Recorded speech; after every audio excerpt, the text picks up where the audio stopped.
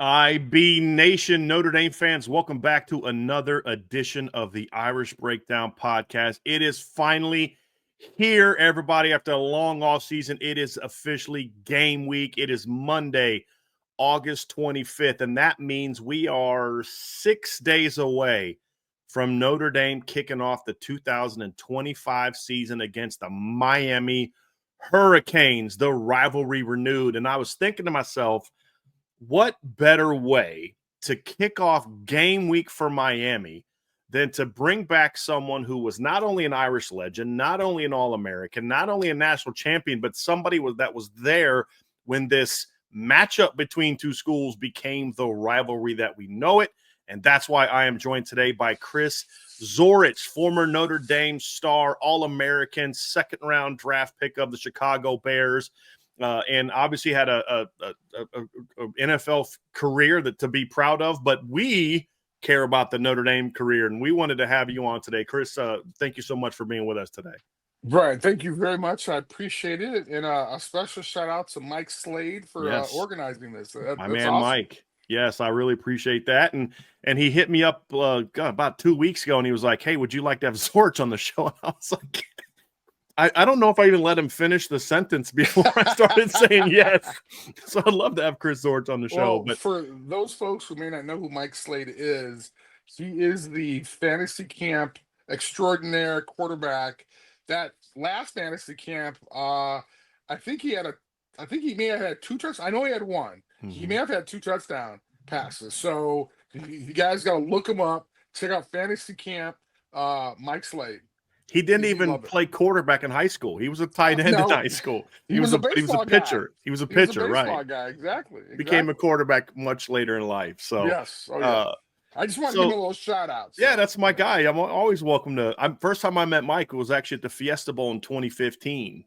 Nice. First time I met him in person, like we had known each other. First time I met him in person was the Fiesta Bowl in 2015. So I got a chance to meet him and his wife, and Mike is a great guy, and I really appreciate him putting it together because, Chris, we wanted to talk about this matchup, and we want to talk about Notre Dame Miami, and we're going to spend all week kind of breaking down the X's and O's and the matchups of this particular game.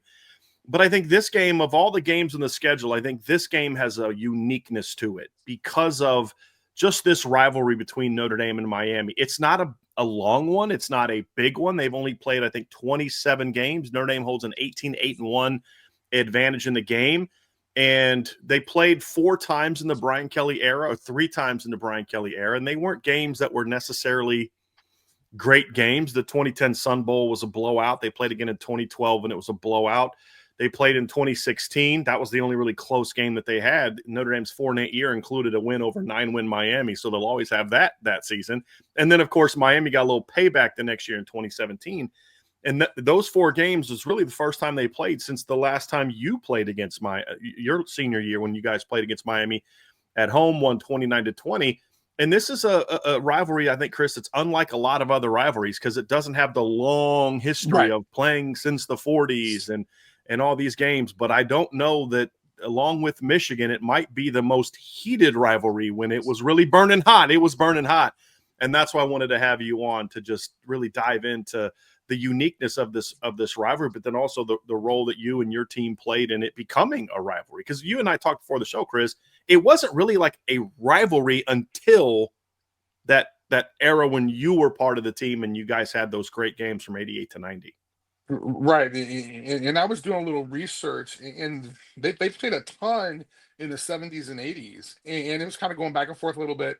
But the interesting thing is, I think folks remember, I think it was 58-7 one year. I think that was like 86 or something like that. Yeah, it was Coach Faust's last game at Notre Dame. It was 1985. Yes. And I think folks remember that. But then my freshman year, I didn't play at all. And I think we wound up beating Miami. I forgot what the score was, or maybe we lost. I'm not sure. They beat you guys 24-0. It was down. Gotcha. It was down in Miami in 87. Gotcha. So now you're looking at 57 or 57. That terrible score. You're looking at the one in 87, and it's so funny because I think that I know the Miami team didn't think a lot of us. But it was so interesting because we have folks like Pat Terrell, Todd Light, folks like Mike Stonebreaker, who literally had friends who played for Miami. Pat Terrell, he lived in the area. I think Pat even took a visit to Miami. We had Pierre Martin. We had a lot of guys on the team who knew folks, and I in particular, Mike Sullivan. He was a offensive guard, I think. He wound up playing at St. Francis de Sales. We played against each other in high school. Russell, Maryland went to Whitney Young, which is also public school in Chicago, which is my era. So I knew a lot of these guys, as did everybody else. And so we knew, yes, it was an important game, but it was more of like, hey, we're playing our peers. And so we hadn't experienced like the huge loss of Faustus last year. So for us, it was going to be just another game. And when you look at our schedule at the time, I mean, it was kind of like right in the middle. And Mm-hmm. so it wasn't like, hey, we had the game circled. We played Michigan and almost lost the game that year. So every game was important, but it wasn't until after that game that really set in and say, hey, you know what? We we really belong because Miami, they actually won it in 86. They won the national championship in 86. No, I'm sorry, 87. We won it in 88, and they won it again in 89. So they're upset with us, obviously, because we kind of took that away from them in 88, but then we had a chance to win it in 89, which I'm sure we'll have a chance to talk about as well. Mm-hmm. What's interesting, and I've brought this up on my show before, Chris, is from 1987 to 1991, Miami won 3 titles.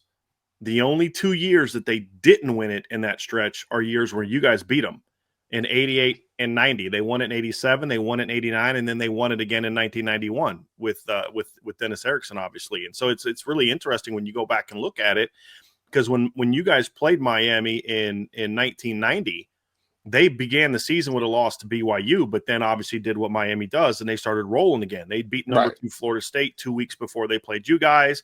And when they came to Notre Dame, you were 6 and they were 2. So they beat you guys number 6 on the road. They're right back in it. They went Right. out, they're national champions again, but it was that loss to you guys that sort of knocked them out of that. So that's the era where this thing became a rivalry. Because to your point, leading into that game in 1988, Miami had beaten Notre Dame 4 straight times, and the closest game was 20-0 Right. in Right. 1983. And so they had really and Notre Dame had dominated the rivalry up until that point in time. Like back, you talked about like the 70s, Mm-hmm. Miami wasn't very good. It wasn't really until Howard Schnellenberger came in and Right. turned that program around that Miami started taking it to a lot of people. And then you guys obviously changed the things in 1988. You talk about the placement of the schedule. It was right in the middle. You were correct. It was right in the middle. You had Michigan at the beginning, and there was 5 games, including that. Then after that, there was 5 games that ended with a road game at number 2 USC. So it was that middle point in the season that this game took place. And, you know, we've all watched the different documentaries and shows about what made that team special, but I was kind of curious about the role that Miami game had in the evolution of that team, to where it's like, okay, now that you said it's just another game. I know you guys have, all your team has talked about how coach was that week. But what was it like when you going into that game? Like what caused, I mean, we all know, we see the brawl, we see all that kind of stuff and in the tunnel, but where did it come from? Was it more about the rivalry, or was it more about just you guys saying, hey, no, we're Notre Dame, we'll know what you did before, but things are a little bit different now? Like, where did that come from, that intensity come from for that game? Well, I think a lot of it was we had so many young players playing that they didn't experience like the Faust loss, right? And we were talented. I find out later that it took kind of an amalgamation of everything kind of getting together, because you had to have those old guys who were kind of these leaders that went through the really hard times, and then you kind of had a mixture of younger players who really didn't give a crap that Miami was, who they were. I mean, obviously we all remember Miami walking off the airplane in fatigues, which, I think was freaking awesome. But as an athletic director, you look at it and go, oh my God, you're pulling out your hair. But as a player, as a young kid, you're like, oh, that's so awesome. So they had this great reputation, and they came to our house, and again, I mean, I don't want to stress this enough. We looked at it as another game, and I'm not speaking for everybody, but it was. I mean, at that point, we were. What you said was the fifth game of the year. It was 6, so it was like Okay, I'm 5 sorry, before, six. 5 So, after. It was like so right in we're the middle. 5-0, and not necessarily, hey, if we win this game, we're going to win the national championship. It was just another game, and so I mean, there's a lot of hype around it. We didn't know anything about the Catholic versus converts T-shirt or anything like that. So a lot of the play, I mean, we were focused, we were dialed in, but it was just another good opponent. Now, mind you, Holtz also got us pumped up to play Navy and Rice as well. So, it was kind of one of those things where, yes, this is going to be another game, but it wasn't until after that game that we realized, hey, we may have done something really huge here. And then another win and another win. I mean, if we would have won that game but lost to our next opponent or lost to USC, then, no one's having a conversation about us winning a national championship. So for us at the time, going up to it, like there wasn't any special practices we had during that week of practice. I mean, again, it was kind of going through their personnel. But I think we surprised Miami when they were walking through our calisthenics. I mean, I'm sure everybody, you have a football field behind you, but basically in the backdrop, we were doing our cals. They kind of walked through us. We want to kind of having that big confrontation right there. You go, right in the tunnel. And I think that's one of they were surprised that we're like fighting back. They were surprised that we're yelling and swearing and kind of pushing them, throwing punches back. And I think that kind of surprised them. And one of the things I remember Ned Bolkar was saying as we're going into the locker room that they were mocking our fight song. So then we go into the locker room and everybody's all pumped up. And then, Lou gives this great speech. I don't remember any of it, but I do remember at the end, and this is the kind of the famous quote he had was, we're going to go out there and kick their ass, and you saved Jimmy Johnson's ass for me. Now, Jimmy Johnson actually played college football. D tackle. There you go. And Holtz may have played at He was on a team. or he was on a team. I mean, he was on a roster somewhere. Accurate. I'm not sure where, but he actually was on he was on a team. He was on a roster somewhere. So had they went behind the woodshed, I'm pretty sure Jimmy Johnson would have decimated Lou Holtz. But I'm glad you said that. I said it last week. I said, guys, Jimmy Johnson was a starting D tackle on a 1964 Arkansas national championship team. And we all love Lou Holtz, but Lou Holtz wasn't taking Jimmy Johnson in a fight, if we're being honest. But it worked. At the time, Lou Holtz is 100 pounds soaking wet. I mean, he sure as hell had me terrified of him. And he never really swore. So for him to say, you saved Jimmy Johnson's ass, I mean, we were like, okay, this is it. And then we went out on that field and played like we had never played before. I mean, it was back and forth, and every down counted, and I mean, I remember some plays where I remember watching some videos on it. I mean, it was a great game. It was so electric, and somebody, I think last year, somebody sent me like Brent Musburger's intro to the game, and it was hyped up, and all the little old school graphics they had. I mean, it was just a great game leading up into it, and then having the chance to be part of it, but again, not knowing how important it was. I mean, we weren't kind of in the game at third and fourth going, okay, hey, this if we don't do this, we win a national championship. It just kind of evolved into kind of the game of the century, right? And then there were a couple controversial calls there, and then when we walk away with that victory, again, middle of the season, we still had 5 more games left. Mhm. So it wasn't like, hey, we're done. Let's go hang our hat on this game. Yeah, it was a big game, but then as we went on to win those games, I think about. I mean, obviously USC was a huge game. They were ranked number 2. We were ranked number 1. Huge, huge game. But if you talk to anybody on that team from '88, I kind of guarantee you they're going to say Miami was that huge game. And then you think about, poor West Virginia. We played them in the national championship game, and after yeah, we won the national championship. But people, what was the toughest game? It was against Miami. Mhm. So it's almost like I don't think at the time, and again, I'm not speaking for everybody. I don't think at the time we knew how important that game was, and like you mentioned before, we win that game and win the national championship. They don't win it that year. They won it in '87, and then obviously we were ranked really high in '89.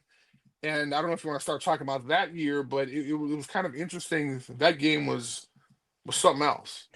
I want to get to 89 in a minute. I do want to Sure, talk about the actual game of 1988. So sure. obviously, as fans, we talk a lot about the Catholics versus convicts, 1 versus 4. We talk about just all the big picture stuff from that game. But I want to talk about actually as a player in that game. Just a couple things about that game. It obviously is, people say, well, what, younger people, like one of my co-hosts, Trevor Trowbridge, is 28 years old. He wasn't alive when that game was played. People say, That's a well, shame. what was Miami like back then? And I was like, Bama, like for the peak Saban Bama, maybe better because like they were just, I mean, just so dominant. What was it like playing against that Miami team? I mean, we can look at the highlights, but what was it like going against that football team? I think it was because I don't think you guys were like, hey, 36 game win streak, we got to end it. It was just Right. this is a great team. What was that Miami team like? What was it like playing that team? Well, I think what helped is that Fultz didn't mention there's a 38 game winning streak, right? I mean, he didn't mention the fact that they won the national. I mean, we obviously knew, but I mean, he was probably downplaying it as much as he could because he didn't want us to be intimidated, right? Because they had beat us the last couple of years. They beat us his first year. And so trying to equate this great team and kind of being on in equal footing, so to speak, right? To say that we even belong with these guys. And pardon me, the exciting thing was that they had great players. And when you look at that roster, even look at our roster, I mean, the amount of professional or the amount of people that went on to play in the NFL during that game is just freaking amazing, right? So the idea that you had these 2 great teams with these 2 great with great players playing on them, it was great. But our advantage was we were practicing against like great players in practice, and so it wasn't a huge deal for us to kind of see a a good quarterback in Steve Walsh, right? Because we, Mhm. we had some guys like Kent Graham. He wasn't a starter, so he was helping us out on on the practice squad, and we were able to see great talent in practice. So we come during the game, we weren't shocked. Yeah, they were fast. We also had something called a rocket. I mean, we had to practice against rocket too. So anyone, their fast backs, receivers, quarterbacks, anybody that they would have during the game, we had somebody in practice that played really well as those individuals. And so we weren't surprised. I mean, obviously, of course, they're going to score some points as we were, but it was one of those things where we were fully prepared. Now, if he started off with, "Hey guys, understand that they won the national championship last year, and oh, by the way, there's a 38 game winning streak. I don't think we have a chance." Maybe we don't Mhm. walk away with a victory, right? But Mhm. the fact that Holtz kind of, tore us down on Monday, and then just kind of a process, like literally, and of course, we didn't think about it as players, but you go through each day, and he did the same thing. He did the same thing for Navy, right? Tore us, oh, the midshipmen are great, but by the time we're able to play on Saturday, we're actually ready to go, and the majority of games, not against Miami, but the majority of games that we played in, it was actually easier in practice that week than game day, right? Because we Mhm. had such great players that we were practicing against.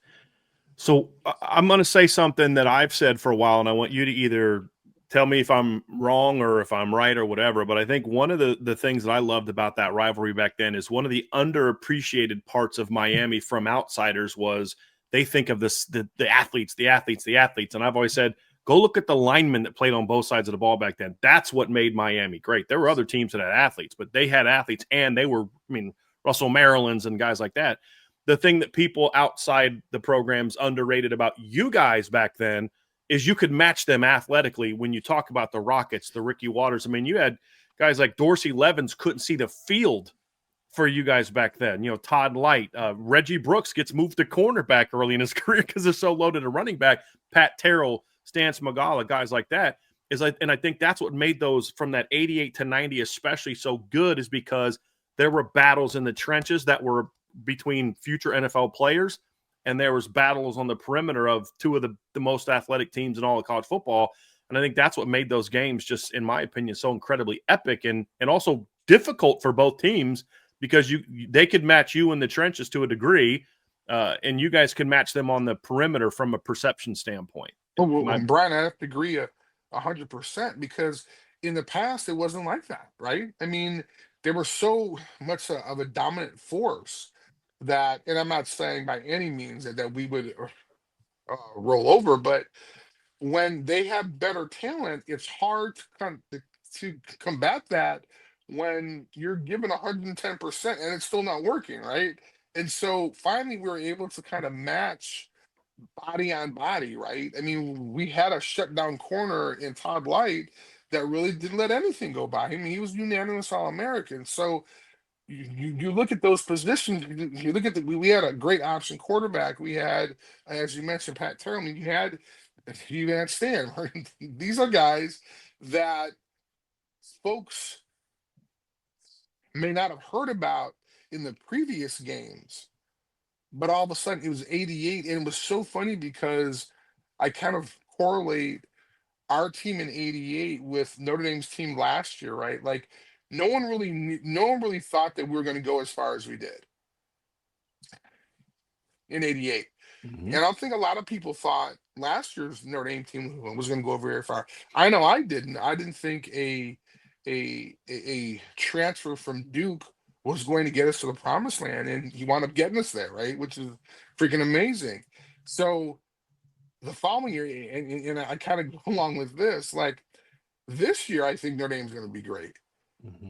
As a lot of people thought, we were going to be great in 89, not 88. And so for us, it was like it was a big surprise. But again, it was that Miami game, again, not at the time, but it was afterward that we knew that we had participated in something special. You guys did not lose all of 1988, went 12-0, won a national championship, beat four teams that finished the year in the ranked in the top five. Michigan obviously Top five. finished in the top five. Yes, Miami finished number 2 that year. West Virginia finished in the top 5 in US. No, I'm sorry, top 10. USC I think fell to 7th after the Rose Bowl that they Okay. lost to Michigan. So Right. one of them was going to fall, but it was two Right. teams that you had to play went against each other in the Rose Bowl. I'll take They were all top 10. I'm fine with yeah, that. yeah. And then you guys obviously come out in 1988 and are just dominant. You know, just blow out a Virginia team that I don't think people remember how good that team was. That ended up being a top 20 team. Sean Moore, Terry Kirby, Herman Moore, that great team. You go out and beat Michigan that year on the road, number 2 ranked Michigan on the road, beat Michigan State, blow out Purdue, beat Stanford on the road, blow out a ranked Air Force team, beat USC at home. Despite turning the ball over like 5 times, you were still able to beat a top 10 USC team. Beat number 7 Pittsburgh 45-7, beat Navy 41-0. I don't even want to talk about the SMU game. Go on the road, beat number 17 Penn State 34-23, and it sets up the rematch. Notre Dame against Miami. It's number 1 Notre Dame against number 7 Miami. Let's talk about that game. It was 10-10 early on. Let's talk about that 1989 game, Chris. I mean, you want to talk about just I mean, and obviously, and this is why I give Nick Saban and Alabama so much credit. It is so hard to win after you won a national championship. I don't know how Nick did it. I mean, I don't know how he's able to kind of keep them on that level, because you basically have 105 different personalities. And so trying to wrangle all those guys together and keep them focused week in and week out when, oh, they have a ring on, so all of a sudden this is what everybody wanted. You actually have that. Sometimes you can become complacent. Mhm. So how do you keep that desire? How do you keep that effort? How do you keep that tenacity all year long? And not even saying like in workouts, in running sprints, lifting, the classroom. I mean, all these things come into play that leads up to a team possibly repeating a national championship, and that's huge. And for us, after we won our first one, we thought we were going to win 1,000 in a row, right? It was like, oh, this is going to be this easy. Holtz, you're a great coach. Let's do it. And so what we didn't realize was, being ranked throughout the whole year at number one, we got everybody's A game plus, right? So you mentioned the Navy, you mentioned the Michigan team. I mean, all these teams are giving us 110% because, oh, they can have a chance to knock down the number one ranked team. So that mindset alone was very special, because we had to do something that we had never done before. It's easy playing the underdog and wanting to take down the powerhouse. That's the fun part. The hard part is when you're the big man on campus and everybody's gunning for you. That's really the hard part. That How do you stay consistent? And so I remember, I mean, guys were going out and partying in '89. They just weren't. They were like, man, we got something special. We got something special here. And going into that game, it was going to be huge. It was toward the end of the year. We knew there's a possibility of maybe getting two rings. This is the game, and obviously that they had a bunch to prove, because they thought that they dominated us in '88. So going into that game, I mean, it was like not even big on big. It was just athlete against athlete. Two great teams playing.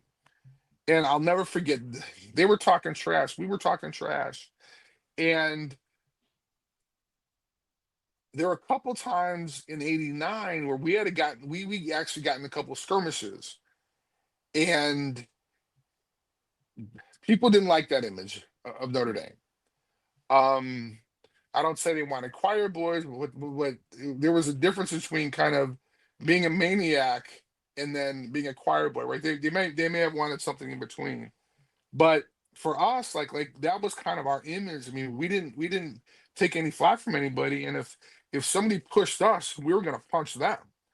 So gone was this time of, being Mr. Nice Guy. I mean, I wanted to rip somebody's head off, and so I can't tell you how many times I've gotten thrown out of games, and in practice, right? I mean, fighting my own players. So we were going into this game knowing that, this is our chance to really be part of history. And of course, they came over taunting us. We were fighting back, talking crap back, pushing each other, pointing fingers. And Lou got in between us and sent us in the locker room.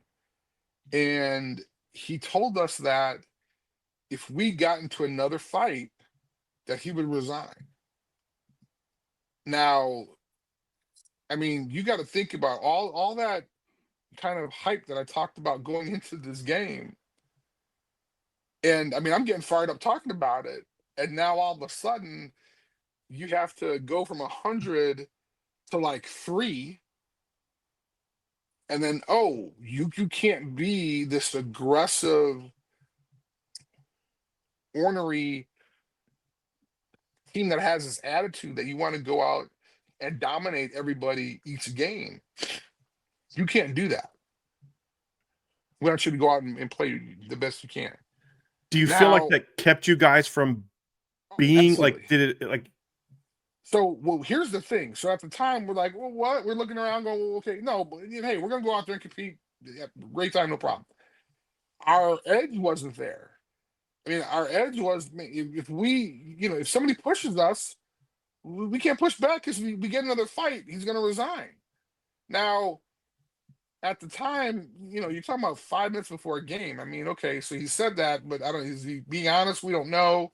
Well, we had a reputation. We knew that he was getting flack from the administration. So you fast forward about 30 plus years. I had a podcast myself a couple years ago, and Lou Holtz was a guest on there.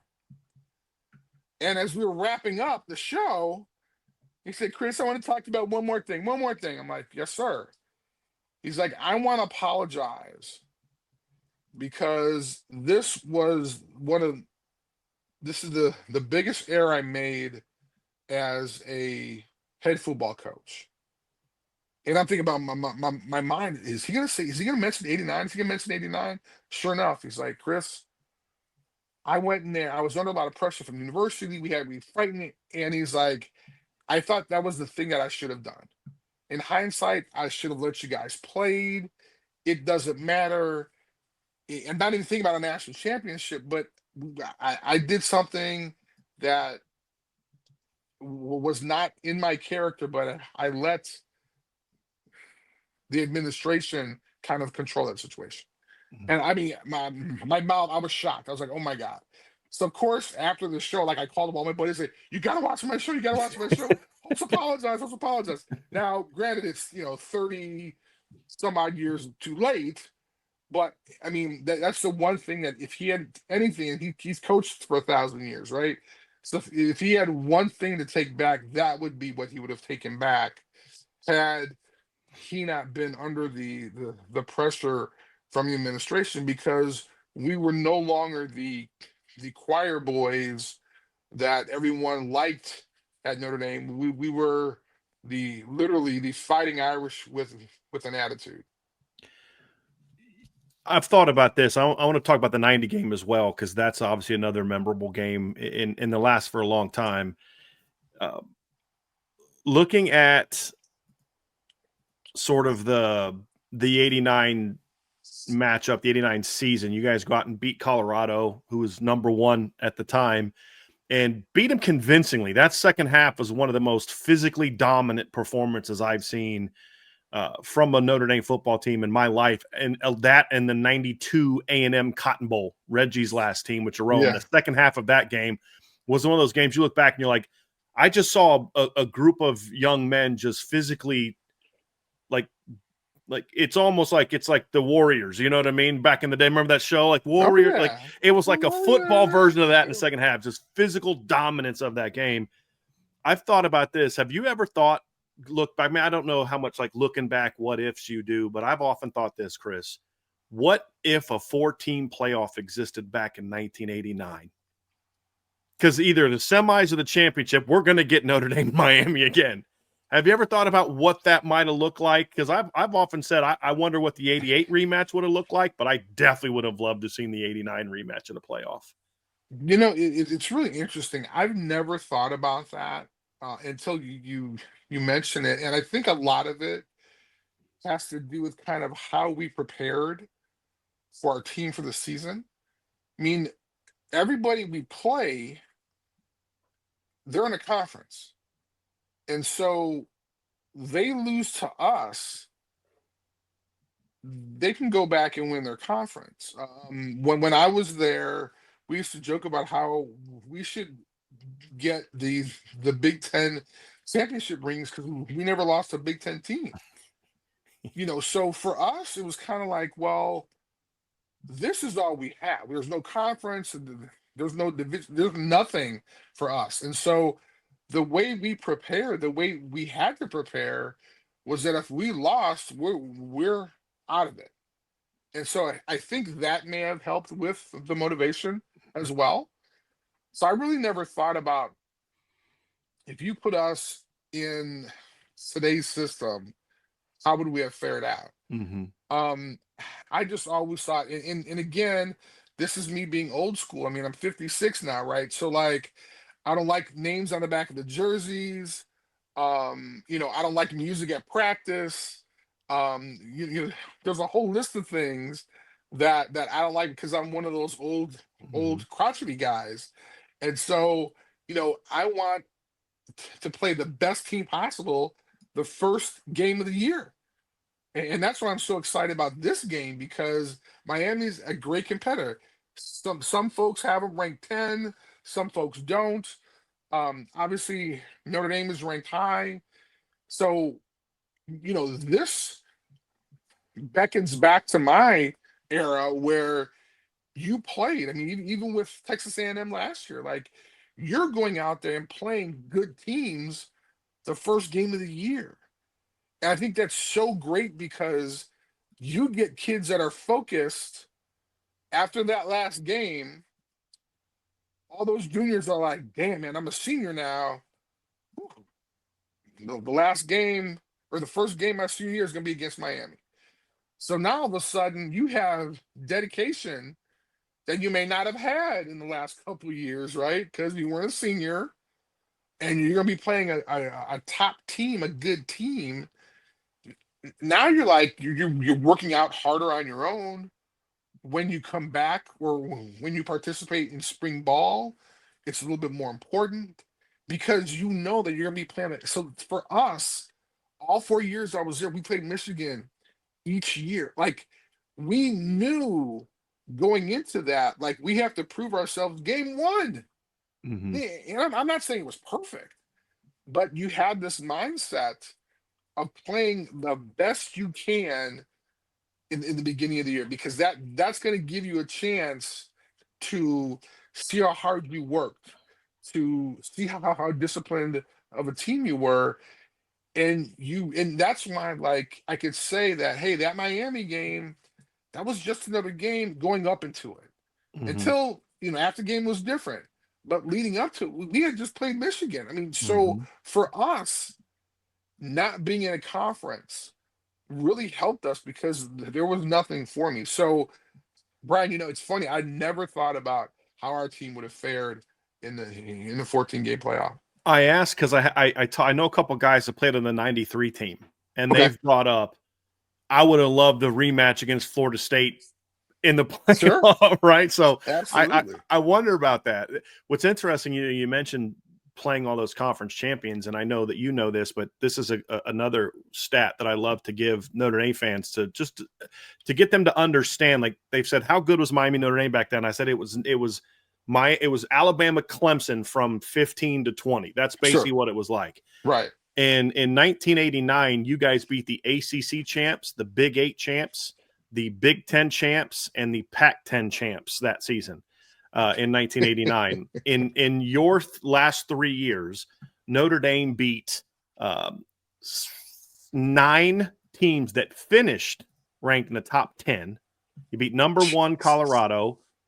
You beat number 2 Miami, number 4 Colorado, number 4 Michigan, number 5 West Virginia, number 7 Michigan, number 7 Michigan, number 8 Tennessee, number 8 USC. You also beat number 15 Penn State. This is just 1989 alone. You beat 4 Colorado, 7 Michigan, 8 USC, 15 Penn State, 16 Michigan State, 17 Pitt, and 18 Virginia. And your losses in those 3 years, you lost to number 1 Miami, number 1 Colorado, number 11 Penn State, and then Stanford, which I still don't know how that game happened right, in oh yeah. 1990. Let's talk about the 1990 Miami game, Chris. Your last installment of Mhm. that game. Was it just like any other game or another game, or was there a little something extra going into that game? You guys ended up winning 29-20, but going into that game, was it different than it was the 2 Now years there before? was, right? Okay.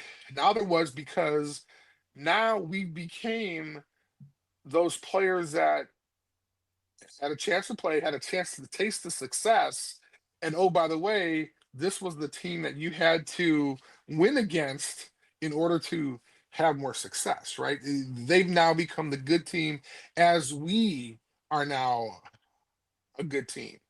And so, as you mentioned, it was the Clemson, Alabama from more recent times. And so for us, it was now, hey, now we're playing kind of our peers and oh, those peers are good. And so now we had to prove ourselves because we wanted to go ahead and win in 90 as well. So, now it was getting them back in our house, and our fans were excited. We obviously wanted revenge, but again, it was now who would have known that that would have been the last game, right? Mm-hmm. For a while. And I think that what I heard was when our fans traveled to Miami, they had such a bad experience. Mm-hmm. Um, Supposedly priests were being spit on. I mean, it was just kind of a bad environment. Now, could something like that have been managed? Possibly, but when you look at the rivalry that started, that should have been a relationship that should have gone on for the next 10, 15, 20 years. Mm-hmm. And I think that in especially now with kind of two super conferences, when you look at what Notre Dame's trying to do kind of behind the scenes and make sure that they're staying relevant. I mean, Pete Bavacqua is doing a great job in that case, but having a chance to add another good team would be extra special. And so I'm sad that it ended in 90. I was fortunate enough when I was at Notre Dame, I was working on the game that Miami and Notre Dame played at Soldier Field. 2012, yeah. Right. So I was fortunate enough to be involved in that. So I kind of hoped that was going to be one of those that was going to have a chance to stay on for a couple years, but even that one fizzled out. Mm-hmm. And so I think hopefully kind of Pete looks at this as saying maybe this is a new opportunity for us to kind of get a great relationship, because as much as I love being on that 88 team in 2025, if that's all that we can talk about, what have we done since then, right? Right. And Right. so don't get me wrong. I mean, I want national, I want Notre Dame to win national championship year in and year out, but let's start building a program where it was like Notre Dame was in the in the late 80s, early 90s, right? And I think Marcus is doing a phenomenal job with that. I mean, I haven't seen so many 4 or 5 star guys around that campus since when we were playing. And so it's great to kind of see Notre Dame coming back. I know we mentioned a little bit, but even the success of last year, I don't think they were going to go that far. Mm-hmm. But had Northern Illinois not happened, they wouldn't have had the success they had. And so just like we had adversity in 89 with that Miami loss, we were able to kind of turn that into a positive and hopefully have a great 90 year. But then you mentioned Stanford, and where it all kind of the bottom fell out. I think it was Pete Bavacqua this summer it leaked that Pete Bavacqua had talked to the ACC about saying, hey, we want to kind of redo the ACC schedule now that Stanford's in, Cal's in, SMU's in, it's changed. And we want more Miami, we want more Florida State. And I think that's good for the program. There are definitely advantages to being in the ACC in regard to playing in Virginia and North Carolina, and that was part of the reason they made the jump. You see, I mean, they've got a big-time defensive end now. You talk about 5 stars. Well, they got 2 5-star defensive ends from North Carolina in the current class.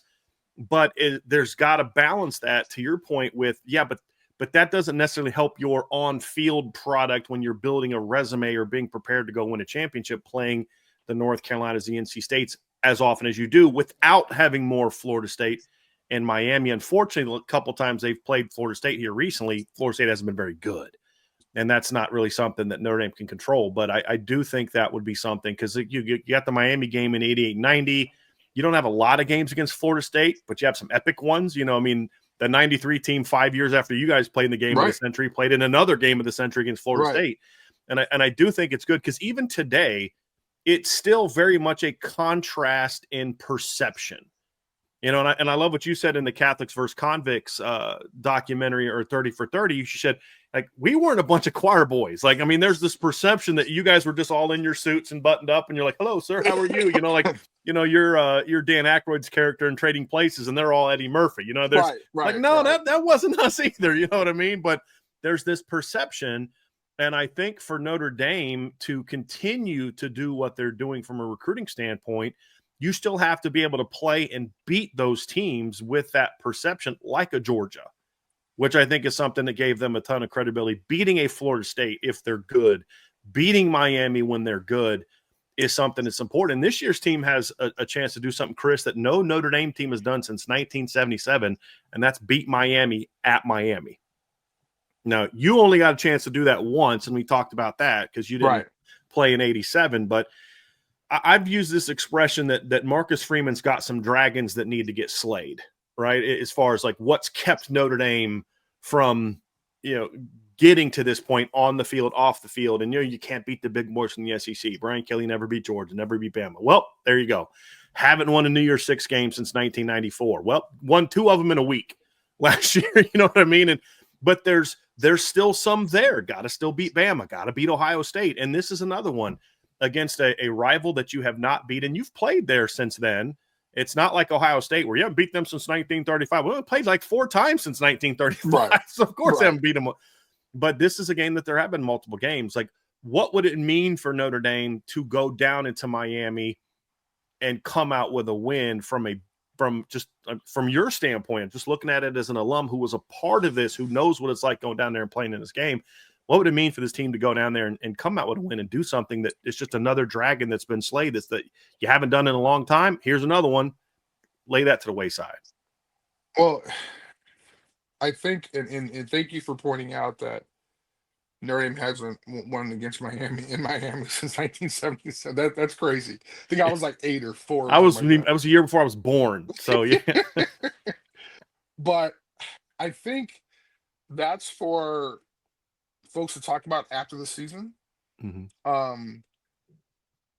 There's so many different things going on, especially in this college football environment now, that, I mean, yes, will it be a something that you talk about after the game?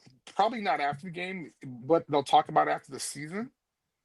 But right now, like, they're focused on making sure they have great practices leading up to this week. You know, I'm a Holtz disciple. Sorry. So the fact that there's all these other opponents down the line doesn't matter if you don't do well against Miami. And so, as I've seen, you know, there's this attitude, this chip on their shoulder that I've seen at practice, that I've seen, that I've heard the coaches talk about, that they have to prove themselves. I mean, I think last year surprised a lot of people. Mm-hmm. It sure hell surprised me. I didn't think they were ready yet. Chris, some people in the staff, they thought I've talked to people in Notre Dame, said, look, I think we're going to be really good this year. Meaning, like, we're going to be better than people think, and we're going to be a playoff team. And but next year, you know, like, wait till like, they arrived a year early, and that can create a problem, because what if your team, and this is what I've said all off, the biggest question I have, and this isn't a question that I'm concerned about it, but it's we don't know, is, will this team be as hungry? Will this team stay as locked in and focused? And you talked about this from your experience. Obviously, it's a little different because you guys won the championship. This team did not. But what is it like? What is the challenge like? Does it help having you hinted about this earlier, like knowing that in 89, hey, guys, we got to play Virginia. We got to play Sean Moore, Herman Moore, Terry Kirby in the opener. Like, we can't be feeling good about ourselves because we got that battle. Playing Michigan in 1990, does having an opponent like this kind of help keep you focused if you have good leadership? Absolutely. And they have good leadership. You were talking about Marcus has a couple things he has to prove. We also got to understand that this is year 4. Well, I'm sorry, he hasn't even had year 4 yet, right? He hasn't had his first game in year 4 yet. and we're talking about things that he has accomplished. You look at how many years Holtz had been a head coach before he walked in here. I mean, obviously not Faust, but I mean, you can go down the line and market. I mean, we have to understand how successful Marcus has been. Mm-hmm. In year 3, he took Notre Dame to the national championship game. I mean, people say, "Oh yeah, well Holtz did that too." Well, Holtz had like 40 years of coaching experience. Marcus had 3. Mm-hmm. And oh, by the way, like people still counted like after Brian Kelly left, they were still counting like the bowl game that he had to play that year. And they're like, "Oh, he didn't win that one." It's like, dude, he was a head coach for like literally like 6 minutes. Like, ease Right. up. I mean, it takes a lot to be a head, and he's never been a head coach before. So Yeah. one of the things that going out and getting that experience was huge. I mean, going and talking to Lou Holtz about how he won. I mean, that no one had ever done that before. So let's give a shit ton of credit to Marcus and what he's accomplished. Now, yes, are there some things he wants to? Absolutely. Does he want to lose games? Absolutely, he does not. But I think we could see how fast he matured within a week when he got beat by Northern. Mm-hmm. Now, I forgot the head coach's name. He talked about how, hey, I'll talk to you about giving you the game plan. I'll talk to you Yeah. about how we did it. I don't think there are a lot of coaches who would have taken that call. Yeah. I know Lou wouldn't have. I mean, he would have been pissed at you. I mean, he would have blackballed you, probably never would have had a job. But the idea that Marcus took the call and they talked, I mean, what does that tell you about him? So I think Marcus has accomplished a lot. I think the staff Mm-hmm. is they've come light years from where they've been, and I think they grew up a lot last year. But what you mentioned was they had a taste of it. Mm-hmm. They didn't win it. So they should be hungrier than they were in the beginning of last season because they didn't taste it. They just Mm-hmm. heard about it. They Right. watched it on TV. Well, this year they went through all the pomp and circumstance. They went through the gauntlet of the college football playoff, and they came up 11 points short. Well, if you need some more motivation than that, Yeah. I don't know if you belong in not even Notre Dame uniform, but I don't know if you Yeah. belong in a college football uniform that if you can't think like, hey man, I'm gonna get back there and this is the time we're gonna do it. And oh, by the way, all these pieces are falling in place and we're starting to get these great recruits and we're starting to mature as a team and as a staff. If you need to like, oh well, I was there, you know what? Hey man, I got a lot of swag and I was on TV and yeah, we lost by 11, but I'm good. Then you need to transfer to another school because I don't think you should be playing for Notre Dame. I know you're still connected to the program. I've seen you around and things like that, but I'm sure you've heard some of the things that I have about the attitude of this team Mhm. this season in fall camp. It's a question for me in that I need to see it. Sure. But if what I've heard, if what we see looks anything like what I've heard about some of the chippiness of this football team, this new SAS, motto, which I won't repeat on the show because I don't curse on the show, but You're right. I'm like, kind of like that, you know what I mean? Like, but it's talk is one thing, Chris, but it's okay. But what are you doing on the field? And that's one of the things I love. And I've especially heard the defense is playing. I think there was an embarrassment to a degree from some of the players in the defense of how the season finished. I think that left a Absolutely. really nasty taste in their mouth. And you can, because you guys had a pretty great defense. And I know it was like, there's a couple games. What was it like bouncing back from a game like that, especially with a whole off season to have to let that sink in? It is hard. It is hard. I think as a whole, when you had so many great players leave with injuries throughout the year, toward the end of the year, yeah, it's next man up, but it gets frustrating. Mm-hmm. And so it's this idea of having a chip on your shoulder. Well, people say, well, hey, you only lost 2 games. How can you have a chip on your shoulder? Well, gee, that one game was an embarrassment of epic proportion.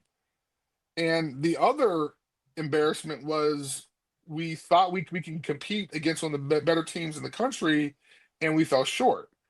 So losing 2 games means the world to me. And now that I had a taste of Yeah. what it meant to be a champion, how I need to get there, then I need to work harder than I did. And even if I worked hard last year, I need to work harder than that because we came up short twice.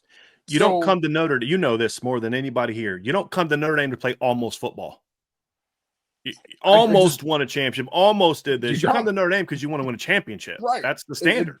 I mean that's which is and it's great that Marcus and his I'm sorry, Coach Freeman and his staff, they talk about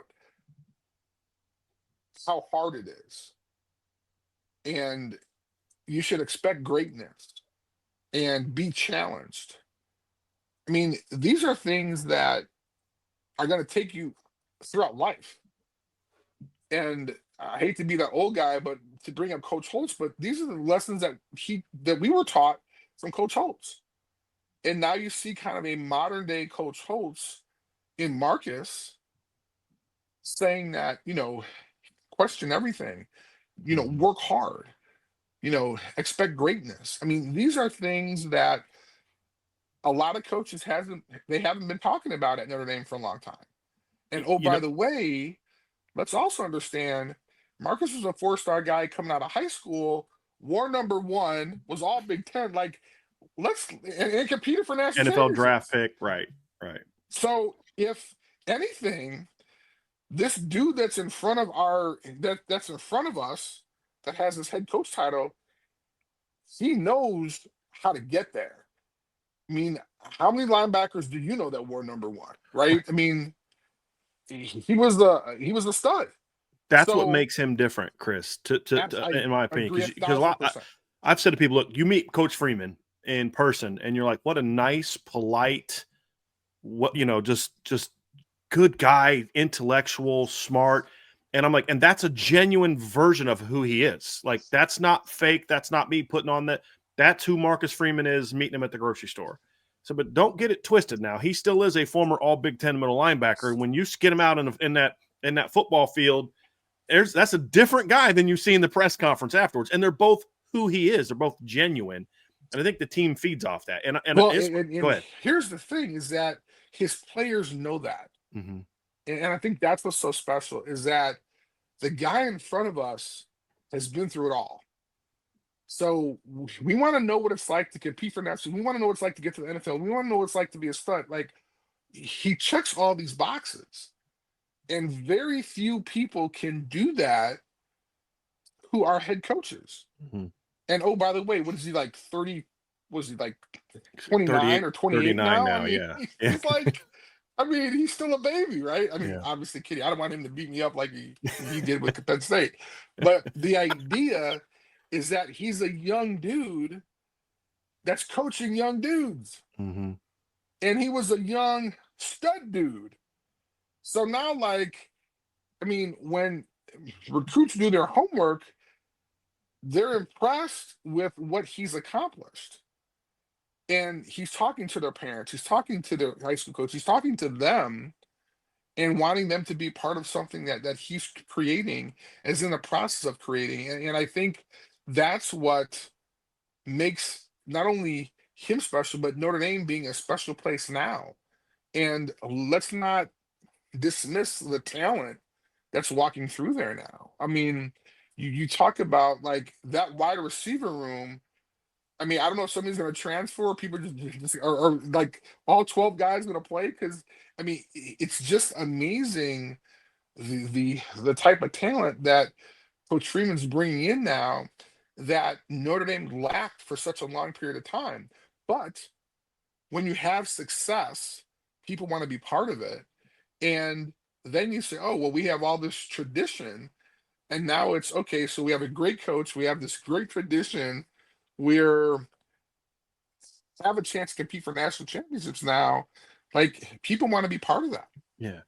I think the final piece for me, which I think has worked for Coach Freeman, is there's been this weird thing with a lot of coaches since Coach Holtz, where they want to kind of look at what makes Notre Dame different and look at it as if it's like a stumbling block. It's something they have to overcome. And my impression of Coach Freeman, and this is what I've heard from former players for Coach Holtz, they said, no, he used that stuff as motivation to say, this is why we're going to be better than everybody else.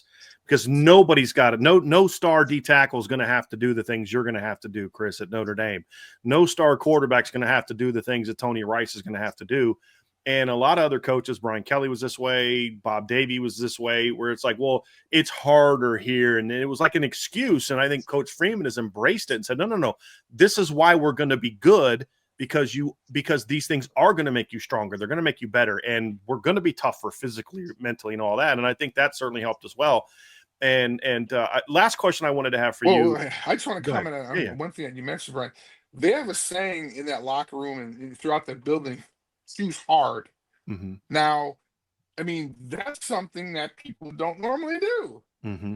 And when you get like a little 18, 17-year-old recruit talking about, hey, they have to choose, like those guys aren't used to choosing hard. They're used to getting everything their way. And now you have a coach that, again, a lot of people respect, and he's saying, hey, choose hard. It takes a special person to be here. Do you want to be that special person?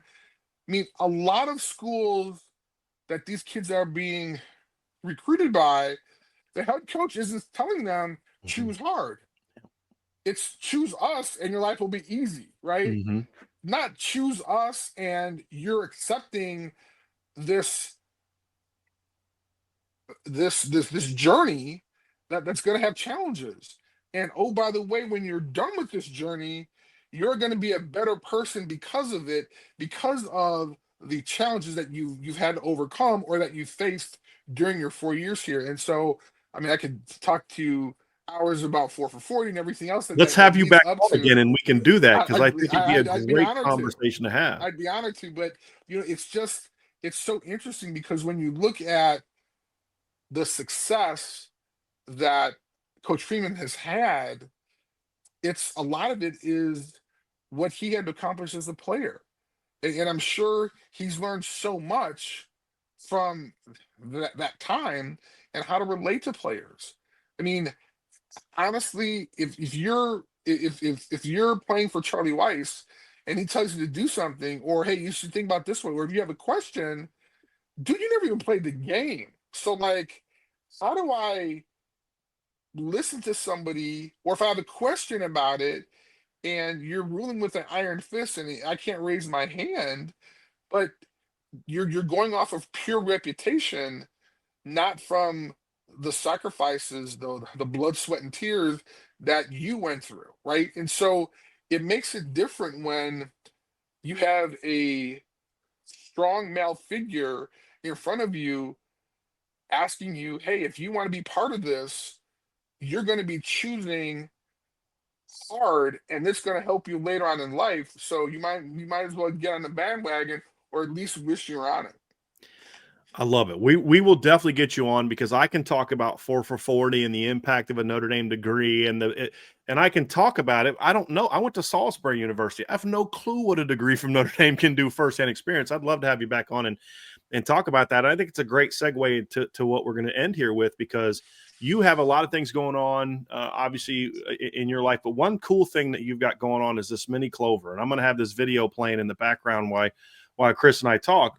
But I just want to give you a chance to talk to people about this, because when you sent this over to me and I start watching the video, I'm like, okay, this is awesome. We're going to put this, and I put the link into the chat. People can look at it, but just talk people through what this Mini Clover experience is like, because I think this is awesome.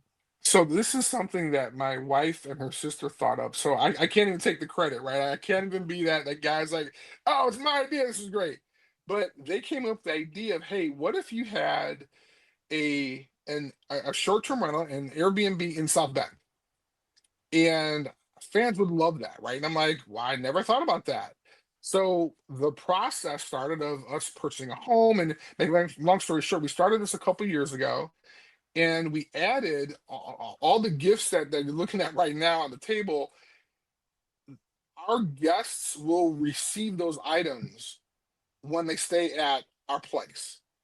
And we kind of jokingly, I kind of opened up the door in the first segment, like literally that's how we meet our guests. Like I'm the guy who's there. I'll open the door and say, hey, welcome to the Mini Clover. And all these things that you have a chance to see in the video. But more importantly, I spend an hour with them and we have a bunch of photos on the wall. We have a great relationship with the Notre Dame artist Kathleen Kiefer. She has some stuff hanging in our places as well, and it gives fans an opportunity to kind of experience Notre Dame home football games. I call it as a national champion. I mean, there's Sports Illustrated covers in there. There's all these great photos. One of my favorite photos is a photo of me and Lou Holtz.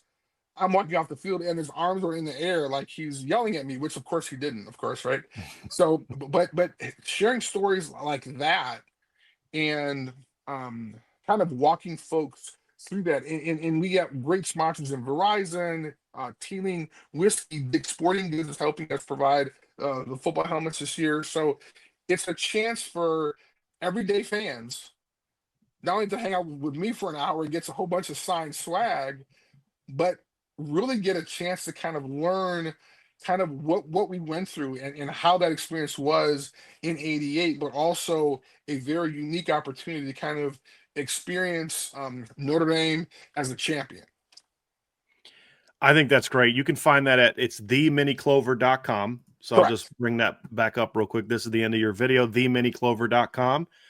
You can find it if you're listening now. I did put the link in the chat. So if you guys want to click on that, and either if it's something you're interested in or if it's something that you think someone you know is interested in, make sure that you spread the word on that, because I think that would be absolutely awesome. So and we have a bunch of different price points. We have a home that sleeps 8. We have a condo, and then we have access to other hotel rooms. So really, folks from big groups to it's just you and your buddy or you and your wife, you and your kid want to experience this stuff.